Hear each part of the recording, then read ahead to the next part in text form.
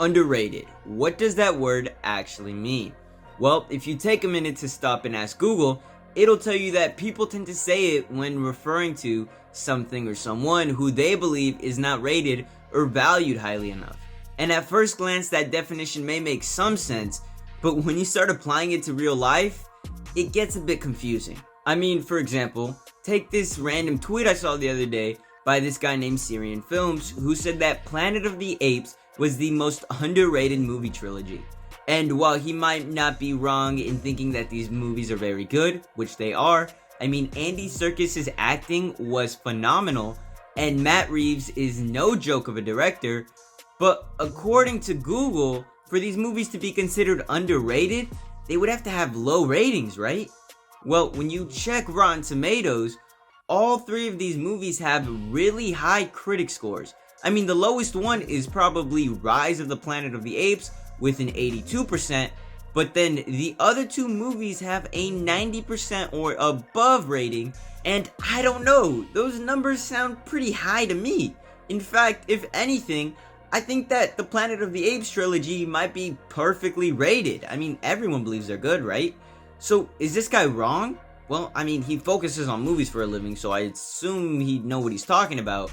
But this happens all the time to all types of media. Not just movies, TV shows, comic books, and even sports. Especially sports. When talking about someone's favorite player, or a player that might be going under the radar, people love to throw out the word underrated. And 99% of the time, I can guarantee you that people are not using that word correctly. But someone who does deserve to be called underrated is Jamal Murray. What is that? Is that the like button? Yeah, I think it is. How about we take a pause from all the nuggets and underrated talk, and you guys click the like button, and while you're down there, hit the subscribe button, because 99% of my viewers are unsubscribed, so it would really help the channel if you subscribe. Plus, we are, I want to say, less than 200 subscribers away from 1,000. I kind of want to hit that because, I don't know, monetization? I think that would be a little cool. So, help the channel out. It's small, but it's growing fast.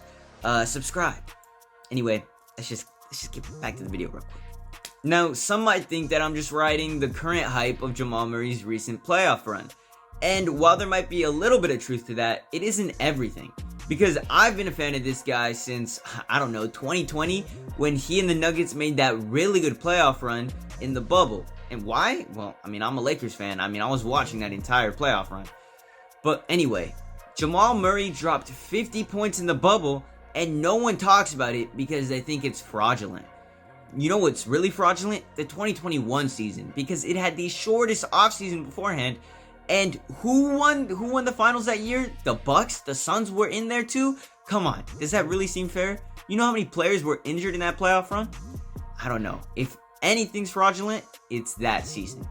Let's get back to the point though. Which is that in the NBA world, no one seems to take Jamal Murray seriously, at least up until this moment.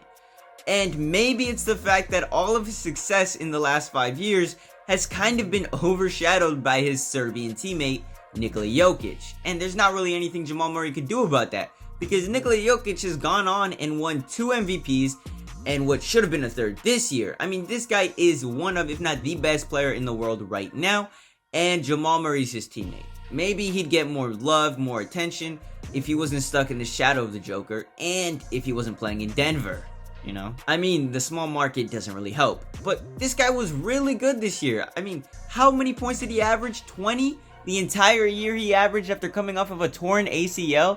And not only that, but he got 4 rebounds and 6 assists almost every game. That's what you could expect from a guy like Jamal. Plus, he was shooting 45% from the field. So, he was playing really good this regular season. I mean, there's a reason that the Denver Nuggets were the 1 seed. As good as Jokic is, one star cannot carry an entire team through 82 games, especially not a first seed. So Jokic needed pieces around him. What better piece than his sidekick, Jamal Murray? But in this playoff run, he's exploded beyond a sidekick and has become more of a duo. I mean, he drops more points than Jokic. Sure, Jokic is a passing god. I mean, that's kind of the point. That's his shtick. He's a big man who passes really well, rebounds really well, scores really well. But Jamal Murray is a scorer. This guy is like Jimmy Butler on steroids. Okay, I'm pushing it, but Jamal Murray's really good at scoring. Let's take the first 2 games versus the Heat in the finals, for example. In game 1, the dude dropped 26 points on 50% shooting and got 6 rebounds, 10 assists. See, Jokic isn't the only one that can dish it out, because the first game, 10 assists from Jamal Murray. That's not something he usually does. I mean, in the last series versus the Lakers, he didn't get more than 6 assists in a single game. But when it came to the Heat, I don't know, things kind of switched up. Jamal Murray's passed the rock more lately, and he still managed to drop 26 in game 1. And in game 2, which just took place, yes, the Nuggets kind of sold at the end, but it wasn't really Jamal Murray's fault because, again, 18 points on 46% shooting, and what? Another 10 assists. He does it again.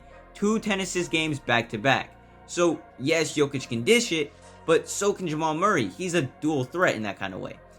And I don't know, it seems like every playoff game that the Nuggets are in, now I know not many are watching Nuggets playoff games, except for maybe the finals, Jokic wasn't looking like the best player on the court. It was Jamal Murray. Well, I should say offensively. Offensively, Jamal Murray looked like he's that guy on this team.